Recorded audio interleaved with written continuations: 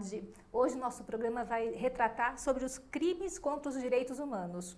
E eu estou aqui com o Dr. Hernani Malato, magistrado do Tribunal de Justiça do Pará, ocupou a vara de família e a vara criminal, foi professor de Direito em 3 faculdades paraenses, atualmente é professor de Direitos Humanos, jornalista e membro da Academia Paraense de Letras, de Jornalismo e de Letras Jurídicas, mestre em Direitos Humanos pela PUC de São Paulo e doutorando pela Universidade de Direito de Lisboa, Portugal, e escritor. Doutor Hernani, muito obrigada pela sua vinda aqui no nosso programa. Agradeço essa oportunidade de estar com vocês aqui em São Caetano do Sul. E, na verdade, para falar alguma coisinha sobre direitos humanos, nada profundo. Então, o Dr. Hernani é autor desse livro, Direitos Humanos, Federalização da Competência Amazônia. Doutor Hernani, me fala uma coisa, Há 60 anos existe essa Declaração Universal dos Direitos Humanos, Qual foi o papel do Brasil? É como eu costumo dizer, nós, ao longo de 7 cartas constitucionais, o Brasil realmente é um campeão de desrespeitos a direitos humanos. Vários períodos políticos vividos e vários direitos vilipendiados. O que acontece? Com a Constituição de 1988, que é a nossa Constituição cidadã, a nossa Constituição atual, nós tivemos uma inovação. Foi a promulgação da Emenda 45, que agora virou regra constitucional. E esta Emenda 45, Bárbara, ela veio para reformar o judiciário. Mas lá contém uma inovação muito importante, que é a possibilidade de se federalizar o julgamento de crimes considerados contra direitos humanos. O que o senhor diz por federalizar? Porque as pessoas não entendem essa linguagem jurídica. É a possibilidade do magistrado, diante de um julgamento que se caracterize como crime contra direitos humanos, a possibilidade desse julgamento passar para a esfera federal, ou seja, sai de um juiz estadual e vai para a esfera de um juiz federal. E por que isso? Quando a emenda foi proposta, isso causou um pouquinho de desconforto. Alguns juristas, inclusive, se preocuparam com 2 coisas. A autonomia do juiz, que vem a ser o princípio do juiz natural, ou seja, se eu estou julgando o seu caso, o caso tem que ser julgado por mim. Como é que eu vou passar para um outro juiz? Salvo algumas mudanças técnicas, como substituição, essa situação toda. Mas como é que eu vou tirar um caso que eu estou julgando da sua situação e vou passar para outro juiz e numa esfera federal? Isso não estaria, por exemplo, desrespeitando o princípio federativo, a autonomia do Estado ou o princípio do juiz natural? Bom, eu penso que não, porque direitos humanos é universal. Direitos humanos não têm fronteira. E talvez o brasileiro não conheça tanto o que ele tem de direito. Direitos humanos ele não tem fronteira, como eu estou falando, e ele precisa ser federalizado, porém, Bárbara, quando se está diante de situação em que o Estado não prestou a devida vênia, não prestou a devida competência, o devido julgamento no tempo certo e a contento. Então, nesses casos, o crime que está sendo julgado, na omissão do Estado ou no erro judicial, nós poderemos passar de um juiz estadual para um juiz federal.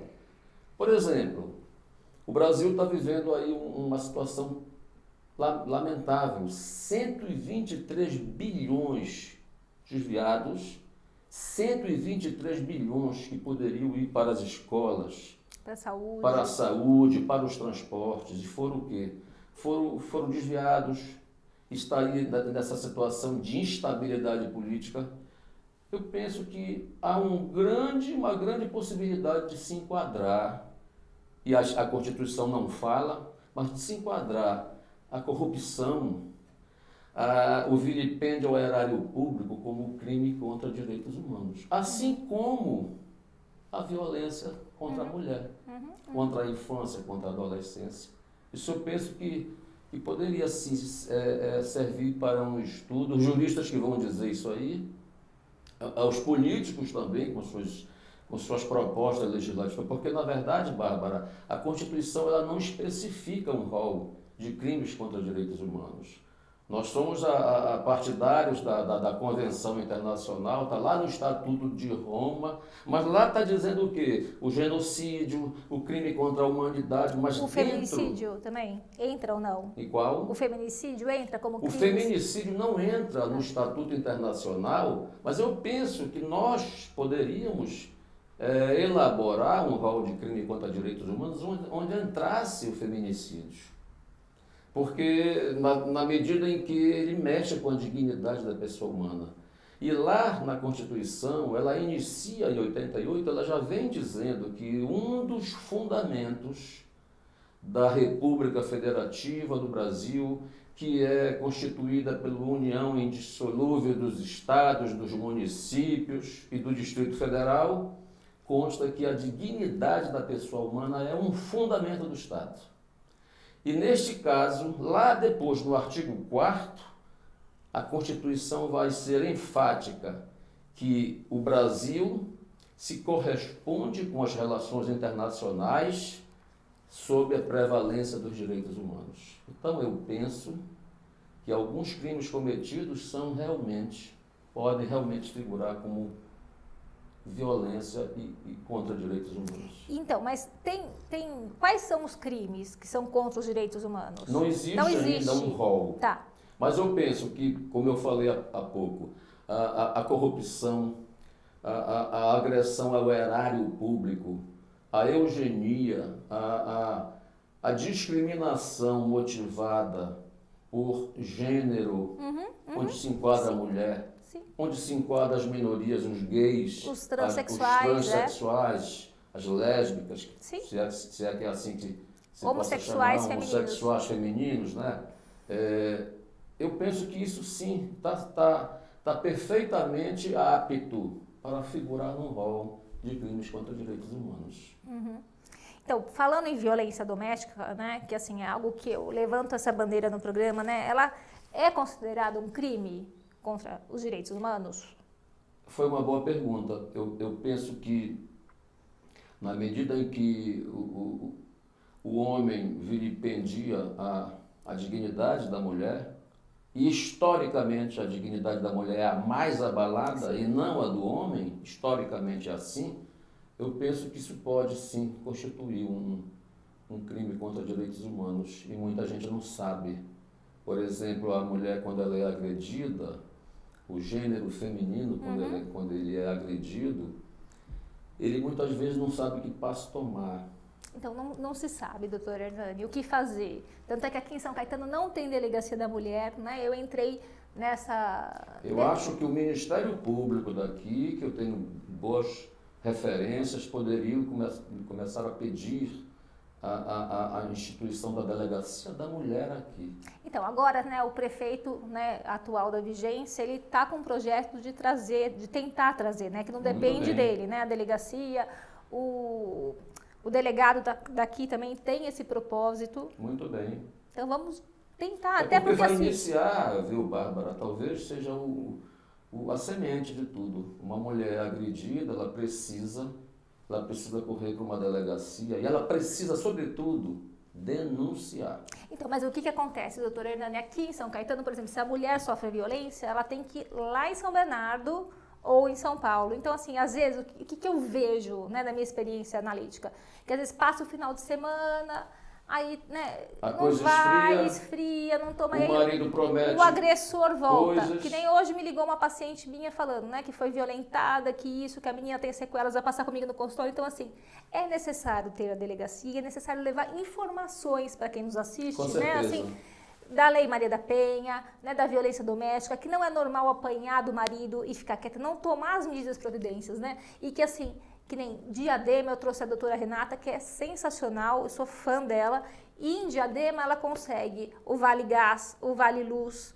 Ela, com as próprias assistentes sociais da cidade, ela consegue para as mulheres que são vítimas. Então, assim, Eu penso em todos os níveis sociais, desde a da mais simplesinha que fica em casa até, né? Porque ela precisa, assim, desse suporte, dessa força. E o que a gente pode também verificar, Bárbara, a gente sabe que vivemos num país de grandes diferenças sociais. Muito. Sabe, de falta de dinheiro, inclusive faltando por questões aí De corrupção. de corrupção, de abalo ao erário público, isso se lamenta muito. Mas é preciso prioridade, é preciso sim uma delegacia da mulher, na medida em que a mulher, se for agredida, ela tem que correr. E muita gente não sabe, eu até vou esclarecer aqui, sem falar em casos concretos, eu não posso. Eu estou mais aqui como na condição de professor de direito, de escritor, do que propriamente de magistrado, porque eu não poderia me reportar a fatos concretos. Eu teria uma infinidade de fatos para contar aqui, inclusive oferecendo muitos exemplos. Sim. Mas o que muita gente não sabe é que quando a mulher faz a queixa, o delegado precisa tomar uma medida imediata.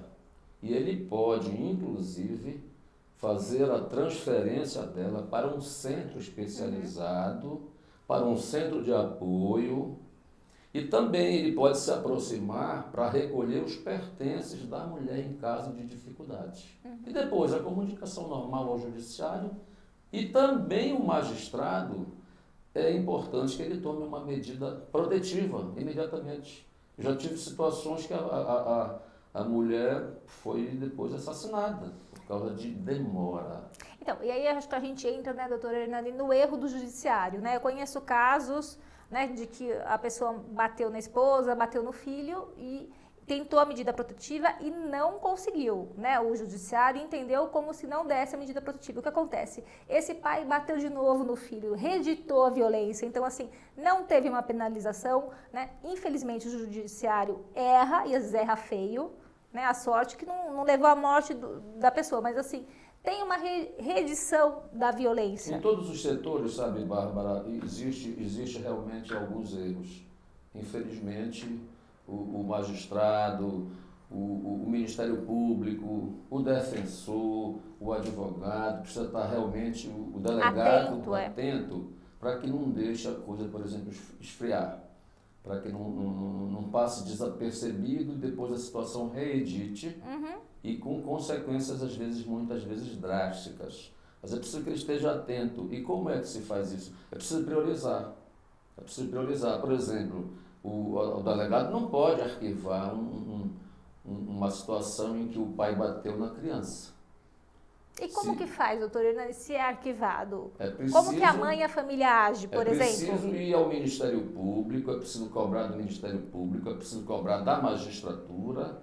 E se isso não funcionar, existem os órgãos que darão com certeza apoio, como o próprio Conselho Nacional da Magistratura, como as corregedorias, e no caso do Ministério Público, o procurador pode ser ouvido numa situação em que porventura tenha sido arquivada indevidamente. E aí ele precisaria se explicar porque ele arquivou, por exemplo, ou não? Na verdade, se houve o arquivamento, é provável que tenha tido alguma explicação, alguma situação. E às vezes quando a situação já está, por exemplo, a nível de magistrado, já está em nível de juízo, é preciso que haja realmente um pedido ao juiz para que ele arquive aquela situação. E tudo isso, né, a pessoa tem que estar com um advogado do lado. É importante, e pelo quem menos não tem condição, doutora Hernani, tem as faculdades que oferecem Bárbara, isso? É aí que eu defendo a participação, é tão importante a Defensoria Pública. Eu antes de estudar para a magistratura, eu tinha um grande sonho de ser defensor público. Que é nada mais honroso do que você defender uma pessoa, sim, que não tem principalmente condições. no Brasil, que não tem condições. E é importante a Defensoria Pública realmente vestir a camisa da situação, tentar ajudar. E a vítima precisa disso. Sim. A vítima, às vezes a vítima está representando a outra vítima, muitas vezes é a mãe representando a criança que foi agredida. A mãe, a avó, A avó que foi agredida e que aquilo não deu em nada. E se o pai agrediu a criança, já se está vendo aí uma situação, já se está, por exemplo, vislumbrando uma situação de provável reedição dessa agressão. É muito perigoso. E eu penso, viu, Bárbara, que também a agressão à infância e adolescência também possa figurar no rol de crimes contra direitos humanos.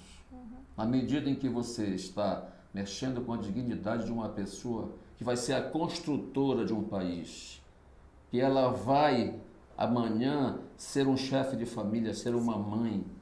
E como é que fica, por exemplo, a mãe ou o pai que foi agredido na infância? Nós temos casos emblemáticos.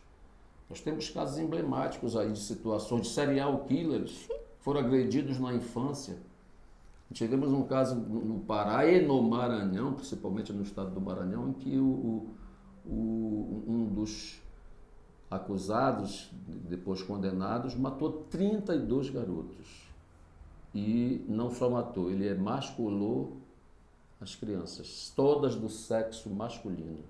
Então, eu imagino como que foi a relação dele com a figura do pai. Já ia te falar, a relação da infância dele foi triste. Há relatos no processo em que ele apanhava surras da avó, surras homéricas da avó. Ou talvez até foi violentado pelo pai, por um irmão, sei lá, né? Assim. Também consta alguns detalhes, eu não posso me reportar com mais detalhes Mas nisso eu acho aí. que é importante, né, doutora Hernani, eu enquanto psicanalista, o que eu percebo, né? Eu não tenho essa experiência do judiciário, mas eu percebo, assim, as sequelas. As sequelas nas crianças, nas mulheres violentadas, né?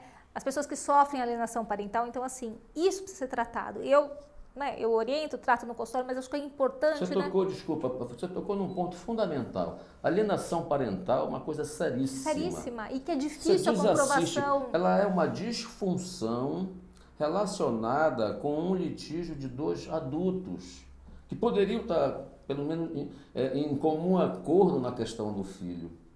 E nem a mãe e nem o pai tem que exercer essa disfunção. Não se pode desfazer a imagem do pai, a imagem da criança, da mãe nesse sentido, sob pena da criança achar que o seu genitor nunca prestou. Então, doutora Hernani, como eu entendo a leitura que eu faço genérica com isso? Geralmente, né, o casamento termina, mas uma das partes não elabora o término. Então, ela projeta no filho ou na filha a desconstrução da figura, ou a mulher ou o pai. Eu vou falar agora como estudante de fundamentos de psicanálise. O ser humano é complexo, o ser humano é muito difícil. É muito difícil o ser humano aceitar a perda. Sim. E é tão Mas bonito, é necessário. É tão bonito, é tão digno da pessoa virar de repente um amigo da pessoa que conviveu em torno de uma causa. E qual é a causa? O filho, Sim. a filha, tudo isso. É tão bonito, mas o que a gente vê na natureza humana é muito difícil de compreender. E principalmente, por isso que eu falei da mulher, eu entendo que a mulher é muito mais vítima do que o próprio homem. Historicamente está se mostrando. Senão não se teria aí inventado a delegacia da mulher, né? Eu vejo a mulher como realmente ela tenta, por exemplo, reconstituir alguma coisa. Muitas vezes o marido que, por uma questão de machismo, e isso é muito isso é muito famoso no Brasil, sim, ele não aceita a perda. E ele começa então a destruir a imagem da mãe, ou quando não, que geralmente o homem ele é o provedor, é da onde inicialmente vem todo o dinheiro, infelizmente, assim que são as famílias, né, infelizmente, ele começa a punir a mãe. E a primeira coisa que ele faz? Pune o filho. Pune o filho. Ele corta a pensão, ele não paga as contas, e a situação vai se agravando de uma maneira que, às vezes, a mãe não tem nem o que falar para um filho. Como é que vai conviver numa casa em que a luz vai ser cortada? Como é que uma família vai continuar onde o gás foi cortado? Que mais? As coisas básicas. As coisas básicas, alimentação, por exemplo. Doutora Hernani, eu tenho casos no consultório que o pai ganha vários casos de crianças que eu atendo e que, assim, até de uma amiga minha, assim, e que o pai sonega o salário, né, para pagar um salário mínimo. Então, assim, não paga briga com a mãe para pagar metade da escola, então assim... Eu acho que eu posso falar um pouquinho de alguma coisa sem dar nomes aos bois e tudo. Há situações em que o marido não tem nada no seu nome. Sim. Não tem nada no seu nome e começa a fazer uma pregação de que ele é pobre, ele está em dificuldade financeira. Muitas vezes ele tem, inclusive é bom que se veja na declaração de renda, às vezes o homem tem condições. E ele não, às vezes, assiste, porque ele está com aquela dor, aquela sensação da perda. Ora, se ele perdeu o ente querido, ele vai atacar exatamente onde ele quer que a esposa perca, onde ele quer que a família vá perder. Ele vai o quê? Cortar recursos. Isso é drástico. Então, mas assim, e eu acho que é pior, doutora Hernani, porque não tem a conscientização das sequelas. Né? Não tem o papel de pai, né? Geralmente esse pai exerce um papel de pai distorcido. Então, as sequelas na criança, na célula familiar, né? É gravíssimo. É gravíssimo. Eu costumo dizer, Bárbara, que as escolas precisavam realmente, desde a base, ensinar os garotos a serem pais. E as meninas a serem mães também. E o que é que eu quero dizer com isso? Eu quero dizer que ser pai, ser mãe, é entendimento, é harmonia, é você passar o que tem de bom para uma criança, não o que tem de mal. São exemplos. Às vezes o exemplo, ele levanta muito mais até do que um dinheiro, do que uma coisa paga. E, doutora Hernani, qual que é o papel do Estado com relação a esses crimes? O Estado enfrenta uma situação que é realmente, por exemplo, o judiciário sofre com a morosidade e não por falta de providências. O Conselho Nacional de Justiça vai e cobra de todos os juízes, estabelece metas e tudo, mas eu tenho a impressão, Bárbara, que a gente traduz um direito muito complexo ainda na nossa legislação jurídica brasileira. Os processos precisam ser simplificados. Às vezes dá um passo aqui, outro passo ali, quando poderia dar meio passo na situação. E isso tudo o que vai acontecendo? Vai acumulando processos. As varas estão abarrotadas de processos. E se fazem mutirões, se tomam providências para que façam acordos. Mas não são suficientes. É preciso realmente começar por modificar uma legislação toda atrasada que está aí. Cada reforma que se faz são reformas maquiadas, de penteadeiras, que a gente costuma chamar. São reformas que não funcionam. Ou se funcionam, não tiram o principal, que é a morosidade. O direito precisa ser dito rápido. O direito precisa ser eficiente. Precisa ser rápido. E isso reflete o quê? No Estado. O Estado sofre com a morosidade do judiciário, porque o judiciário é o Estado, e o Estado é o judiciário também. Doutora Hernani, assim, agora, assim, as conciliações, o senhor acha que com esses papéis dos conciliadores vai acelerar o judiciário ou não? Acredito que totalmente não. Só uma parcela. São medidas só que o judiciário toma, que aliás o judiciário ainda é a instituição que realmente se empenha muito nessa situação de transparência, né? Essa situação de resolução, mas ainda assim enfrenta dificuldade. E o papel dos conciliadores realmente não são suficientes. Precisa acelerar, né? É verdade. E assim, pensando na alienação parental, doutora Hernani, porque assim, eu vejo que é muito difícil você, às vezes, comprovar, que nem às vezes eu dou laudos para os pacientes, mando para o juiz tem um outro entendimento, a psicóloga tem um outro entendimento. É difícil você comprovar a alienação. E assim, como que o senhor vê o judiciário, né? Quais são as penalizações, tanto para a mulher que aliena o pai, né, o ex-marido, quanto para o pai que aliena. Isso é preciso que se diga, viu, Bárbara, também que o inverso é verdadeiro. Sim. A alienação não é somente da mãe. Já atendi muitas mulheres. Eu tenho pacientes que me pedem laudos e que eu não dou, que eu vejo que a mãe está errada. Eu sou muito neutra. Perfeito. O que tem que acontecer? O magistrado precisa se valer de todos os meios possíveis. E eu penso que um estudo psicossocial imediato é fundamental. Por uma equipe multidisciplinar que ouça a criança, que caracterize aquele estado, porque isso, é como você falou, isso causa sequelas no futuro. Eu penso que o magistrado precisa agir rápido nessa questão. Ele não tem que estar preocupado apenas em julgar um divórcio. Sim. Ele tem que estar preocupado em relação à situação atual e futura dos filhos. Eu penso assim. E aqui em São Caetano, doutor Hernani, infelizmente, não sei como que pode ser, não tem vara da família. Então, assim, o mesmo juiz que julga um divórcio, né, alguma coisa de uma criança, julga um processo trabalhista. Então, assim, na minha leitura, né, pelo menos pelo caso que eu passei, tem um despreparo, esse despreparo de olhar para a criança, para a célula da família. Eu diria também, Bárbara, que... Não criticando, mas eu acho que assim, tem que sei. ter alguma reforma, eu não sei o que pode ser feito. Né? Nas outras cidades tem, São Eu Bernardo e diria Santo até que André é tem. prejudicial uma situação dessa, porque a vara precisa ser específica.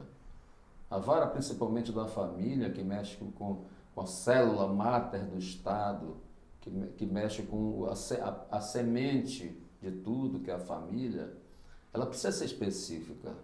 Como é que se pode conceber uma vara que vai tratar, por exemplo, de empresas e vai tratar ao mesmo tempo da família? Fica um pouquinho difícil. Eu acho que sobrecarrega o magistrado. É preciso que realmente o Estado, nessa situação, se volte para a implantação de uma vara de família aqui. Por exemplo, nos interiores do Estado do Pará, existem comarcas que o juiz acumula também em vários interiores. Mas, em compensação, são interiores que, por exemplo, são com população pequenas. E São Caetano é uma cidade riquíssima. Vocês aqui, vocês fazem parte de um planeta, eu costumo dizer. São Paulo é um planeta. São Paulo é um verdadeiro planeta e as cidades adjacentes estão na mesma função. Então não se admite, realmente é preciso sim o olhar, o tratamento do Estado para com essa situação. Não se admite um processo ir por uma vara que não seja específica ou ir para uma comarca vizinha para ser analisado e julgado. O doutor Hernani, e assim, como que a mulher, né, deve proceder em casos de violência ou agressão? Vai na delegacia? Fala o processo para quem está nos assistindo. Sim, parece que tem, eu não sei se é o 180, ela precisa começar, ela precisa dar o primeiro passo. Ela precisa dar o primeiro passo contra qualquer violência sofrida. Eu tenho a impressão que é o 180, ela comunica. Essa comunicação tem que ser constatada e interpretada de uma forma de urgência. Depois disso, ela pode comparecer na delegacia. Se não puder, o delegado tem toda a prerrogativa de se dirigir até o local. Ele pode não invadir a casa, numa hipótese do marido ainda estar lá dentro e tudo, mas ele pode dar toda assistência ou pedir uma diligência que tire ela de lá se ela estiver sofrendo maus tratos. E se ela estiver em risco de vida, se admite, inclusive, providências drásticas para que ela saia daquele local em que ela esteja sendo ameaçada em sua vida. Isso é uma das situações. Voltando, me surgiu uma dúvida até de um paciente meu, né? Quando a alienação parental é velada, é uma situação realmente e assim, delicada. A criança vem e traz na terapia, né, muito delicadamente, né, as falas do pai com ele, até com a terapeuta, tudo assim. Que medidas o advogado, né, o que pode ser feito, doutor Hernani? Porque eu vejo muito isso no consultório, alienação parental, aqui muita criança. Isso é uma situação muito delicada, porque, olha, 60% das alienações parentais, elas são veladas.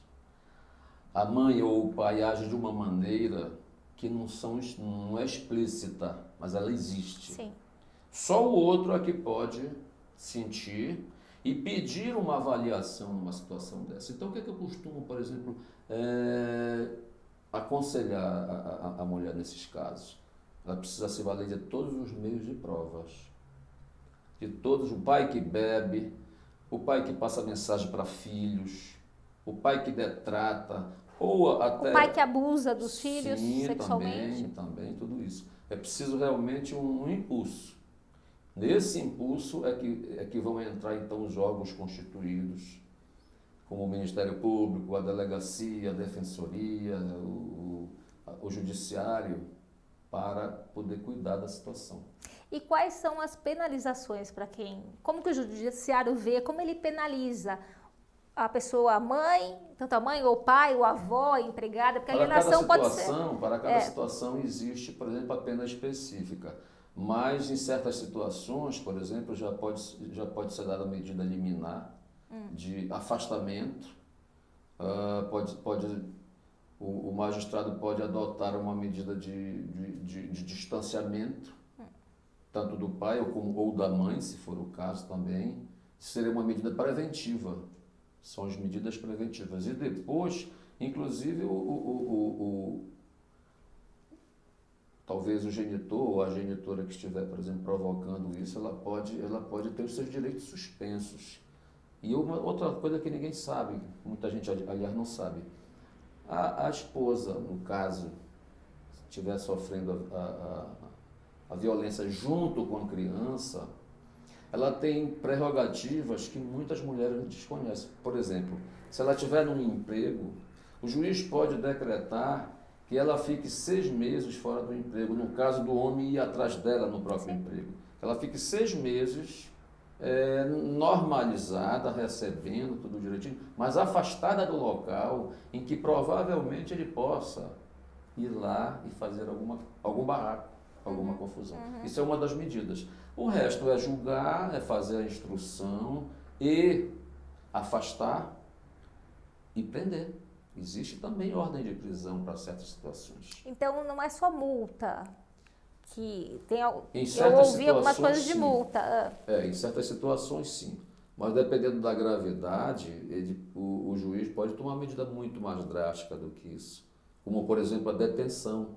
A pena de detenção. É muito difícil falar em prisão e detenção, porque são institutos diferentes, embora com o mesmo escopo. Mas a detenção ela é provisória. Ele pode ser preso, sim. Principalmente se ele for um usuário de droga ou bebida. Há pais, por exemplo, ou mães também, que bebem muito. Sim. É preciso o quê? Uma recuperação dele. É preciso um internamento, às vezes. E muitas vezes, em poucas situações, mas assim, identificadas, o internamento compulsório de um dos genitores, se estiver prejudicando a criança. É muito sério. A alienação parental é uma coisa muito séria. Ela vai do 0 até 100. E nós vemos os dois lados, né? Tanto da mãe quanto do pai, né? Assim, e as sequelas, muitas vezes, doutora, é irreversível. Eu costumo dizer, Bárbara, as famílias, o Brasil inteiro precisa de um pacto social, sabe? Precisa estabelecer um pacto social, um pacto moral, um pacto psicológico. E tudo em torno de quem está nascendo, de quem está se criando, de quem está se desenvolvendo. E em torno também da sobrevivência. Como a gente falou ainda há pouco aqui, a primeira coisa que o alienador, o ordenador de despesa, seja ele, seja a mulher, faz é cortar a possibilidade de sobrevivência. E corta do filho, isso. Né? Como eles cortam. Isso, por que eu acho que também entra num rol de direitos humanos? Porque às vezes abala o colégio da criança, a escola atrasa. Alimentação. A diretora é obrigada a chamar a mãe, é obrigada a dizer, olha, o seu filho vai ter que sair, como é que fica, como é que nós sobrevivemos disso. A alimentação é outra coisa que mexe com a saúde da criança. A saúde física, emocional. Isso. Como eu te disse, é uma disfunção. Há uma disfunção que precisa ter um pacto de entendimento. Olha, vamos brigar? Vamos. Vamos nos desentender? Vamos. Mas vamos pensar nos nossos filhos. Vamos ver o que é melhor para eles. É assim. É até engraçado falar dessa maneira, mas o que eu estou querendo representar aqui, numa imagem figurada, é que eu acho que cada uma pessoa tem que perder de si para o outro. Não pensar em ganhar. Eu fiz muito casamentos na vida, sabe, Bárbara? Eu já fiz mais de 600 casamentos, se considerando que alguns deles foram comunitários. E uma das lições que a gente tenta dar, o juiz tem que falar, tem que contar, falar um pouquinho da vida, do que ele acha do casamento, fala da família. E uma das coisas que eu dizia é que uma certa pessoa chegou no céu e o portão estava fechado. E lá havia um aviso, aliás, isso é uma lenda até oriental, havia um aviso que dizia assim, você só entra se responder a 2 perguntas. Uma não elimina a outra. A última pergunta é a que pode abrir a porta do céu. E o que aconteceu? A primeira pergunta vem e diz assim, você foi feliz na Terra? Bom, a pessoa diz, mais ou menos, tive alguns contratempos, uns dizem que sim, outros dizem que com tudo que sofreu, mas também foi, outros dizem que não, mas a segunda é a mais importante, aquela que vai abrir o portão. E isso eu contava assim nos casamentos que eu realizava, a segunda pergunta, você conseguiu fazer a outra pessoa feliz? Essa é a importância, essa é a medida mais certa. Entende? Porque se você faz alguém feliz, Bárbara, a outra pessoa vai te fazer feliz. E você fica feliz, né? Claro. Eu acho que assim, fazer a família, fazer os pais, né? Eu acho que assim, nós vivemos numa época de colapso. Isso. Né? Dessa desconstrução das identidades, de família, de vó, de vô, de tios, né? E o quanto é importante isso para formação da criança, para a formação da célula, né? Assim, esses papéis que estão se perdendo, doutor Hoje mesmo eu Hernani. vinha para cá e vinha lendo no jornal assim, o que tem de crianças desamparadas no Brasil. Crianças precisando de um lar, precisando de pai, de mãe, precisando de adoções. O judiciário não manda, né? Assim, quanta gente quer adotar, né? Que eu ouço e não consegue, é uma burocracia tremenda. Penso até que a lei de adoção ela poderia também ser mais simplificada, sabe? Muita gente quer adotar, mas passa por uma burocracia muito grande. E desiste. E desiste, tudo isso. É muita coisa para se fazer. É muita coisa, eu costumo dizer, é um pacto social. Precisamos despertar para tudo isso, sabe? É preciso consciência. É preciso o livro do óbvio. Como dizia um amigo meu, o livro do óbvio na cabeceira da cama. É preciso que a gente que tenhamos noção do que está escrito lá e leiamos todos os dias. A obviedade, ela é salutar. Doutor Hernani, para finalizar a nossa entrevista, né, que conselho, né, que o senhor pode dizer para quem está nos assistindo, né, com relação aos crimes contra os direitos humanos? Bom, com relação a esses tópicos que nós falamos que podem provavelmente incorporar no rol, é preciso realmente denunciar. É preciso denunciar. Quanto aos outros que foi citado aqui, eu não citei um deles, que por exemplo, eu penso que também entra no rol de crimes contra direitos humanos, a devastação ambiental. Nós falamos inclusive aqui de corrupção, ofensa ao erário público, né, o vilipêndio ao erário público, e está aí o Brasil passando por essa instabilidade toda, 123 bilhões desviados. Mas há um crime também que eu penso que pode mexer. Por exemplo, eu venho da Amazônia. A Amazônia é considerada, Bárbara, a maior biodiversidade do planeta. Ela vai até ali quase que o Costa Rica, México, Venezuela. Ela desce, vem para o meio do Brasil. E você sabia, Bárbara, e aqueles que estão me assistindo, que as chuvas que caem na cidade de São Paulo são provocadas pela Amazônia? Não sabia. Se levanta uma enorme, por exemplo, camada quente, bate na Cordilheira dos Andes e vem para cá e faz as chuvas daqui. A maior parte das chuvas é de lá da Amazônia. Então, como é que uma biodiversidade desta, que é tão importante para a humanidade, não digo mais para o Brasil, mas para a humanidade, Como é que uma biodiversidade dessa não mexe com direitos humanos se ela for abalada? Todos os dias nós temos assim centenas de campos de futebol, às vezes devastados na Amazônia. E olha que se toma providências de vigília da Amazônia, se toma providências através do judiciário, de grileiros, de situações que a pessoa vai para a terra, se instala naquela terra com a finalidade, às vezes, de derrubar a floresta, de fazer o comércio da madeira fácil, sem passar pelos órgãos supervisores. E isso, eu penso, Bárbara, isso também ofende direitos humanos, na medida em que mexe com a humanidade toda. Eu não sei se vocês já ouviram falar aqui em São Caetano, mas existem notícias que alguns países da Europa, para compensar a emissão de gases carbônicos que mexem com o efeito estufa, eles contratam a preservação de terra fora de lá, da Europa, e no caso da Amazônia. Se fala, inclusive, que algumas tribos indígenas já realizaram o contrato de preservação. Quer dizer, não precisava vir outros de fora para fazer, preservar o que é nosso. a preservar o que é nosso. Mas olha que interessante, doutor, nós estamos falando hoje sobre a destruição, né? O Isso. crime é uma destruição contra a pátria, contra a pessoa, né? Então, assim... Contra o meio ambiente. Contra o meio ambiente. É uma destruição. É preciso uma retomada do ser humano. Então, e o ser humano não pensa como que vai ser daqui 100 anos, como que vai ser as futuras gerações. Verdade, nós estamos construindo um país, nós estamos construindo um espaço para os nossos filhos e netos. É preciso conscientização de tudo isso.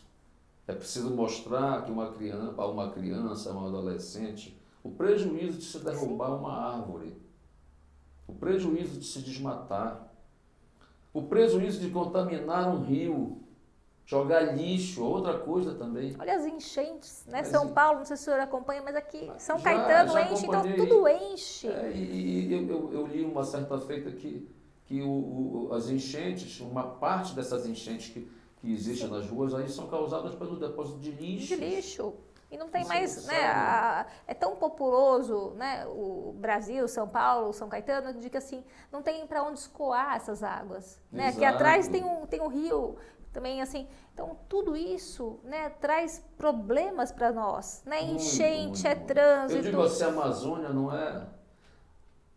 é nossa, dos paraenses, dos amazônicos. A Amazônia é do Brasil todo e do mundo. E do mundo. E do mundo. A Amazônia precisa ser preservada. Porque mexe lá, mexe no clima daqui.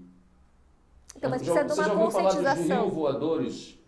Os rios voadores são exatamente o refluxo que vem e causa as chuvas aqui. Interessante, já escrevi sobre isso no jornal. É muito importante a preservação. E realmente nós estamos falando aqui de destruição. Destruição do ser humano, do meio ambiente e do erário público. Então, é preciso um pacto social.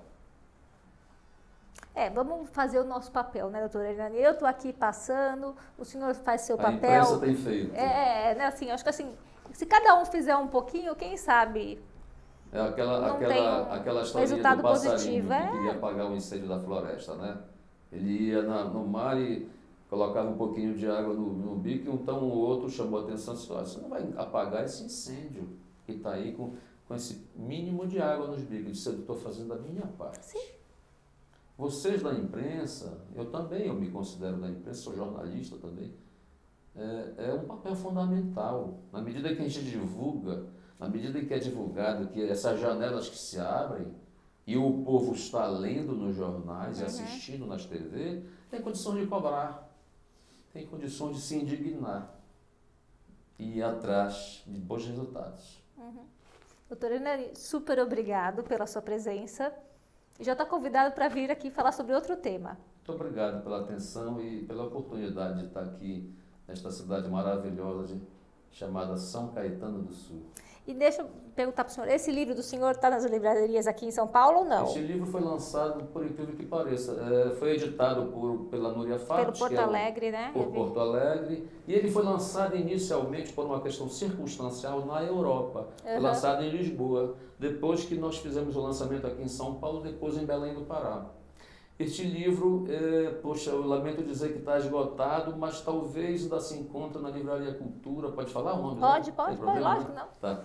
Na Livraria Cultura, acho que ainda se encontra e talvez estejamos caminhando. Aliás, nós estamos caminhando para um outro livro, onde eu vou ter a oportunidade de me reportar sobre o rol de crimes contra direitos humanos. O que eu penso e o que eu defendo.